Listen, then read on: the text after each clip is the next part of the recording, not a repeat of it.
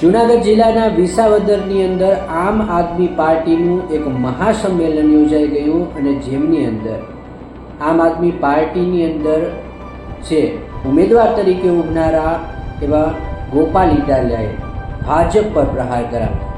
ભાજપ પર પ્રહાર કરતાં તેમણે ભાજપના જે કાર્યકરો છે, ભાજપના લોકો છે, તેમણે મોહમ્મદ ગઝનીના વારસદારો ગણાવ્યા અને આ લોકો ચૂંટણી જીતવા માટે એડી ચોટીનું કોઈ પણ રીતનું જોર લગાવી શકે છે એવું જાહેર મંચ પરથી ગોપાલ ઇટાલિયાએ જણાવ્યું છે.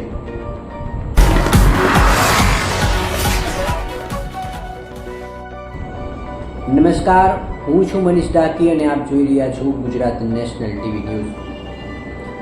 વાત કરવી છે જૂનાગઢના વિસાવદરની કે વિસાવદરની અંદર ઘણા સમયથી ચૂંટણીને લઈને માહોલ ગરમાઈ શકે છે, કેમ કે વિસાવદરની અંદર ઘણા સમયથી ચૂંટણી નથી થઈ અને જેને લીધે વિસાવદર વિધાનસભાની સીટ છે એ ખાલી પડેલી હતી અને આ સીટ ઉપર આમ આદમીની અંદરથી ગોપાલ ઇટાલિયા છે તે ચૂંટણીની માટે તે જગ્યાએ ઊભા રહ્યા છે અને આ ચૂંટણી જીતવા માટે તેઓ પણ એડી ચોટીનું જોર લગાવી રહ્યા છે.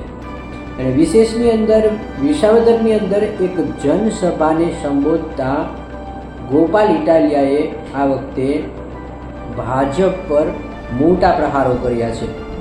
ભાજપના જે લોકો છે તેમને મોહમ્મદ ગઝનીના વારસદાર તરીકે તેઓએ આ સભાને ગજવતા તેઓએ કહ્યું છે. તેમણે કહ્યું છે વિશેષમાં કે મોહમ્મદ ગઝનીના જે આ વારસદારો છે તેઓ આ ચૂંટણી જીતવા માટે એડી ચોટીનું જોર લગાવશે. તેમની અંદર બુટલેગરો, કેટલાક અધિકારીઓ અને ઘણા બધા લોકોનો ઉપયોગ કરી અને આ ચૂંટણી જીતવા માટે કાંઈ પણ કરશે. આવું પહેલાં તો સાંભળીએ આ જનસભાને સંબોધતા શું કહ્યું ગોપાલ ઇટાલિયાએ અને ભાજપ પર કેટલા આકરા પ્રહાર કર્યા. હું તમારી પાસે આશા લઈને આવ્યો છું કે આ વિસાવદર, ભેસાણ, જૂનાગઢ ગ્રામ્યની ચૂંટણી એ સામાન્ય ચૂંટણી નહીં રહે. કોઈ જમાનામાં ઓલો મોહમ્મદ ગઝની આખું દળ કટક લઈને આવેલો હતો. ભાજપના બધા ગઝની અહીંયા આવવાના છે. વિસાવદર, ભેસાણમાં દળ કટક આખું આવશે. આખા ભારતના નેતાઓ ખટારા ઠાલવવાના છે. ગામમાં માણાડીક નેતા ઉતારવાનું નક્કી કર્યું છે ભાજપ વાળાએ.